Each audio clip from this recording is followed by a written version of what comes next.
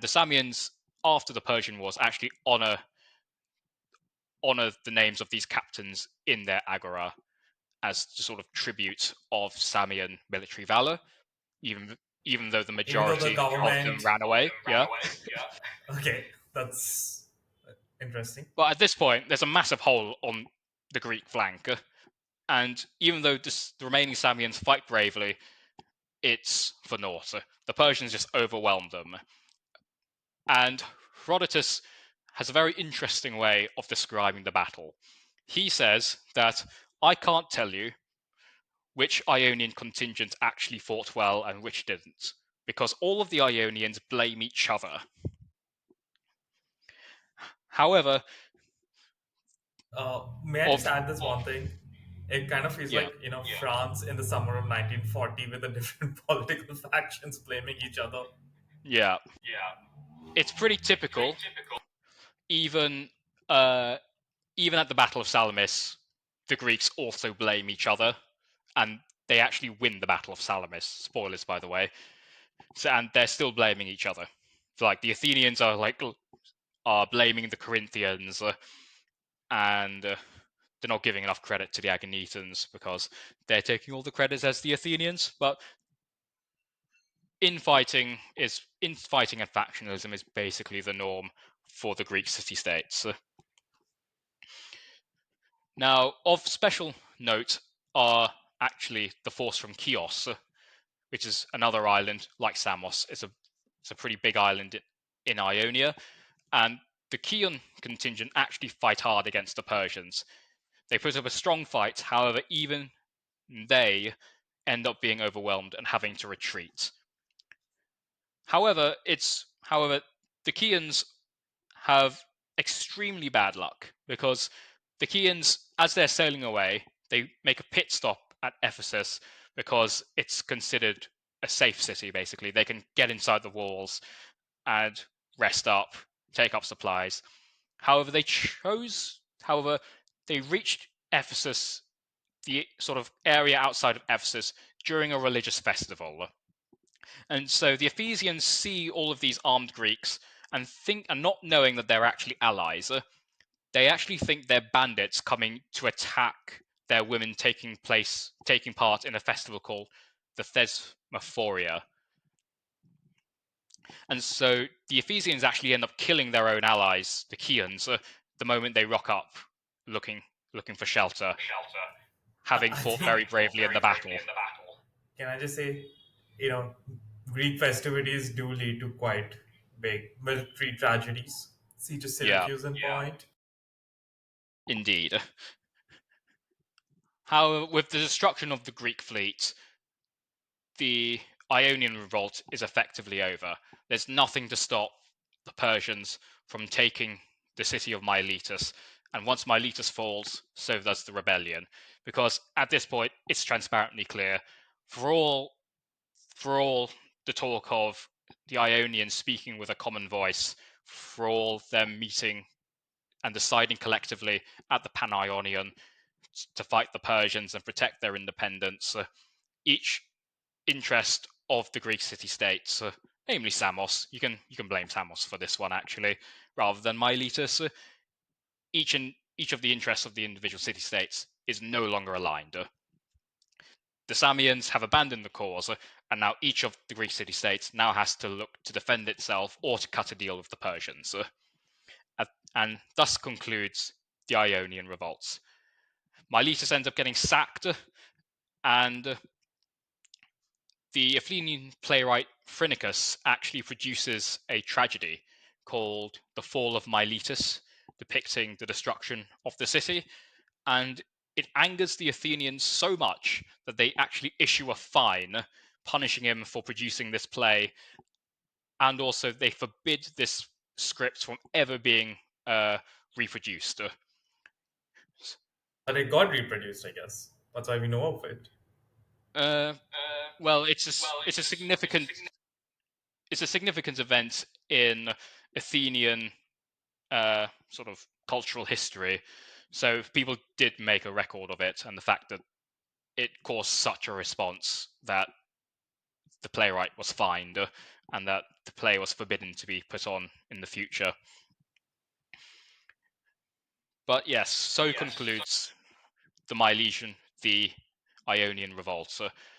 And Athens, by the way, is still at war with Persia. and I didn't mention this during our discussion on the Battle of Ephesus, but when the city went up in flames, the flames also consumed the temple of an Anatolian goddess by the name of Cybele. I've definitely butchered that pronunciation, but the Greeks ended up burning down a temple, and this becomes a justification of war for which the Persians and Darius blame the Athenians. Or so the story goes. They blame the Athenians and in addition, the Eretrians. So, And that so draws the although, attention of the yeah, Persian Empire to yeah, mainland Greece. So this is Finally, the door being open, and they have like the justification to the masses. yeah. So I think I have one question though.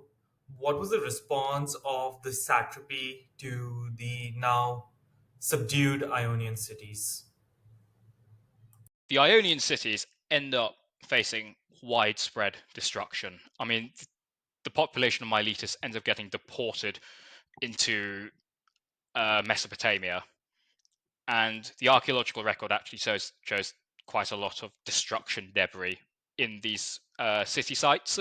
So the Persians do punish the Ionians very severely, to the extent where during the classical period under the Athenian Empire, there's a massive drop in Ionian influence, to the point where, you know how the Ionians managed to field 350 ships in this period? Yeah. They don't field that many during the later 5th century. It does have a tangible impact. Like we're talking about like their numbers go around like what 50, 60 types. Yeah, I don't have the exact figure, but Ionia sort of becomes this sort of provincial territory of both the Persians and the Athenians. When it revolts and the Athenians are in a weak spot, they are a proper thorn in the Athenians' side. The city of Samos and the cities of Samos and Chios are still able to sort of fight a degraded Athenian fleet alongside Spartans. However, this isn't a situation where the Athenians contribute 20 ships and the Ionians have 350. all right, we don't want to give too much away as to what draws the Persian Empire to make a detour against mainland Greece.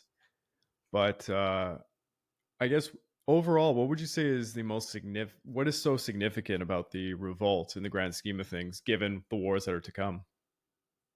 Well, I actually have a bit of a vested interest in the region because my undergraduate dissertation actually wrote about Ionian cities in rebellion against Athens, not against Persia, but thinking about the Ionian cities as an independent bloc that's able to exert power and influence and also fight battles against invading forces.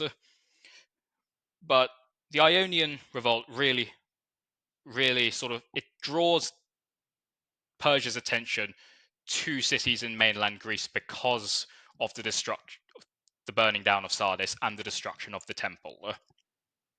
It creates that grievance that Darius has when a servant will sort of whisper in his ear, "Sire, remember the Athenians," before he has his dinner. Almost feels like Cato the Elder and his obsession with Carthage in a way. Actually, it's Yeah, pretty much the same thing. it's very similar, and maybe the veracity of the story can't be confirmed because obviously the Athenians love being the center of attention. Of course, the Persians invade Greece because of them, because they want to subdue Athens, especially. By the way, it's not their fault that the Persians invade mainland Greece. It's actually Miletus's fault for drawing Athens into a conflict. But yeah, this is sort The of the city of first evil. major open conflict City of between evil, right? independent Greeks and Persia. Yeah. All right. Well, I think we can end it off there. So we teased a little bit about the future episode. I think it's very interesting for the audience because I know the majority of regular people probably have heard of the Battle of Marathon, Battle of Thermopylae, and such, but I don't think they're so knowledgeable about where this all started.